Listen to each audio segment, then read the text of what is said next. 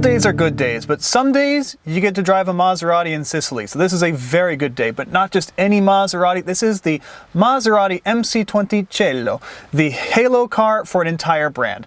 What that is the beloved MC20 with the removal of a fixed roof. All the Cielos, which is the Spider, the convertible, whatever you like to call it, all the Cielos are a folding hardtop and a glass top as well, which is a electrochromatic. It runs a current through it. It can become opaque or clear depending on what you want, but they all have this very cool glass roof.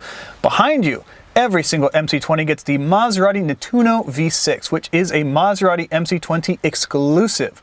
Only this car gets this engine. You can't get it in a Quattroporte or Levante or any other Maserati model. Now, Maserati says this is their own all-new engine, and they have been all the way through it. And they're gonna not like me for saying this, but it does kind of share some architecture with the Ferrari F154 V8. Not that that's a bad thing. It is a 3-liter twin turbocharged V6, and those turbos spin like this, symmetrically. Not like this, which is apparently one of the first cars to have this tech. Now, those twin turbos work to produce 621 horsepower and 538 pound-feet of torque, making it the most powerful horsepower engine per liter that Stellantis has ever made. More horsepower per liter than any Dodge Hellcat they've ever done.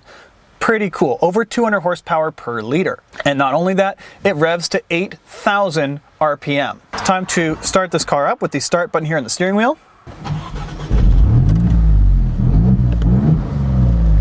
And go for a drive. Now, there are several different driving modes. Never mind.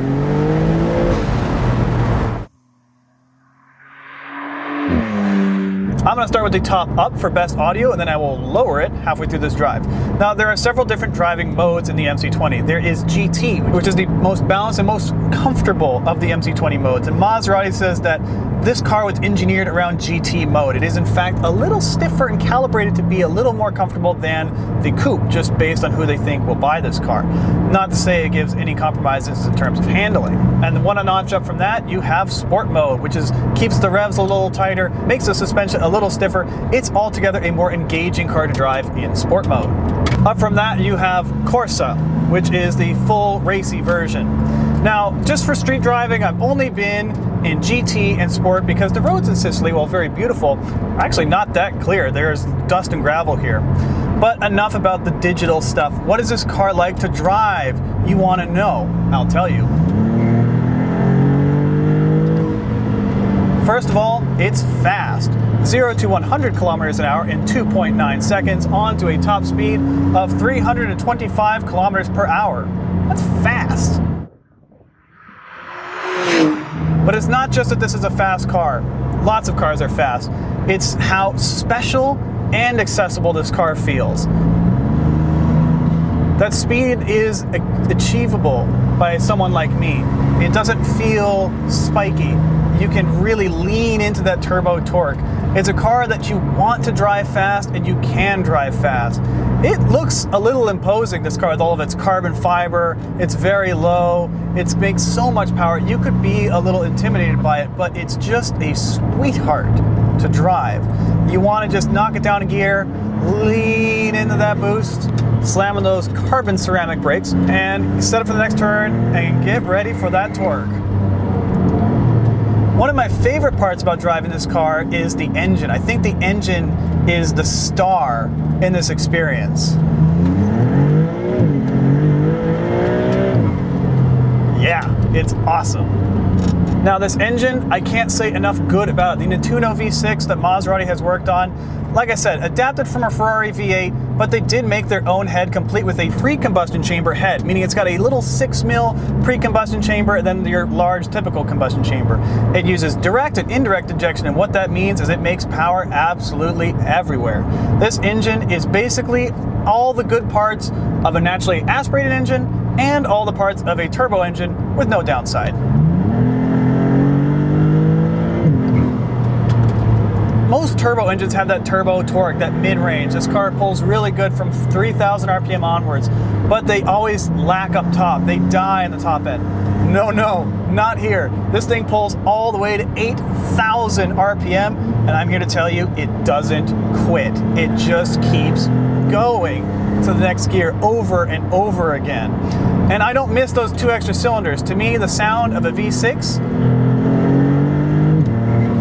That sounds plenty exotic for me. The only transmission available for the MC20 is a dual clutch automatic, which I'm told is the exact same unit you can buy in a Corvette. The transmission is like a little slow at city speeds and such. It basically drives like a manual. Like I can feel it getting on and off the clutch in slow traffic, but it's never been anything but smooth, and the paddles are extremely responsive. I give high marks to this transmission. Now, the rest of the car is also, honestly, a triumph. It is a carbon fiber monocoque, extruded aluminum front and rear subframes, double wishbone front and rear suspension. It's everything you want to hear about a sports car. It is right here. Now, if just a regular Maserati MC20 is not special enough for you, fear not. Maserati has their Fiodoceri program, which allows you to customize your Maserati to essentially make it a one of one, if you so choose. First of all, with only 7 regular paint colors offered, Maserati knows that people are going to want to customize these cars beyond what they offer. In fact, they expect 1 in 3 customers to choose Fiodoceri customization. Now, that doesn't mean that every Fiodoceri car is a one of one. It simply is a sliding scale. It unlocks things from the standard option group. You can choose colors, stripe packages, and interiors that are not available in the typical Maserati order book. Now, Maserati already has many very interesting Fiodoceri colors, but you could also opt to paint for it as a one of one. Of course, once you start getting into the one of one things, if you have to ask how much it costs, it's not for you. It's very expensive, but for the discerning customer, one of which is David Beckham, it's exactly what these drivers want.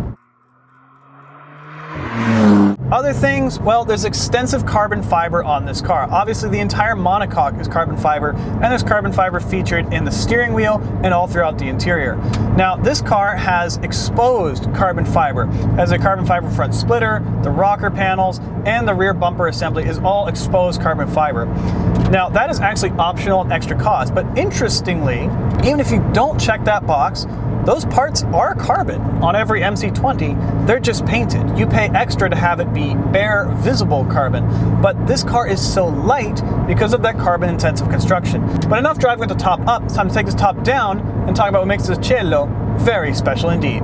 So, lowering the top takes 12 seconds, but I have to do it through the touchscreen. I go in here to the spider button, and I just hold this button on the touchscreen, and 12 seconds later, the top is going to be folded into the back of the car. You can also do this while the car is driving in motion. The top being down allows you to explore the sounds of that engine in even more detail. Ah, how good is this?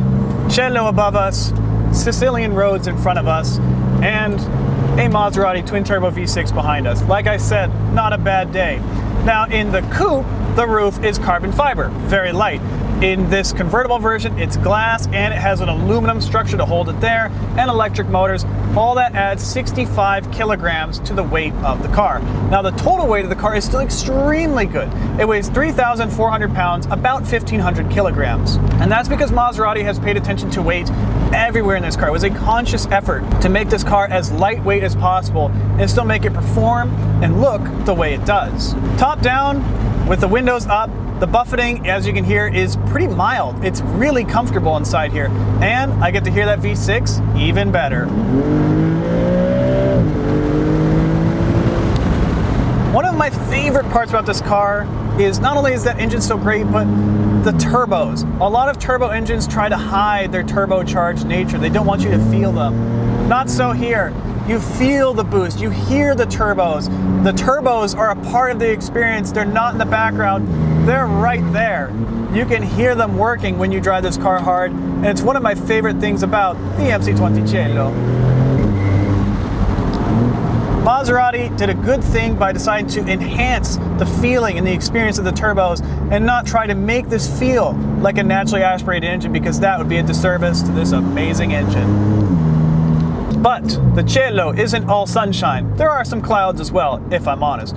First of all, it's very expensive, over $200,000 Canadian, as we expect it to be. Full pricing has not been announced for Canadian markets yet, but if it has been, I'll put it here in the video. It's very expensive.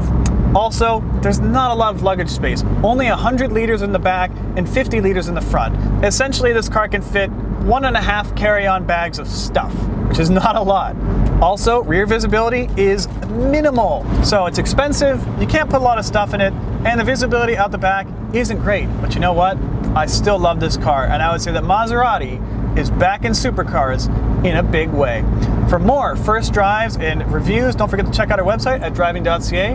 For Driving.ca, I'm Clayton Seams, and I hope to see you on another video.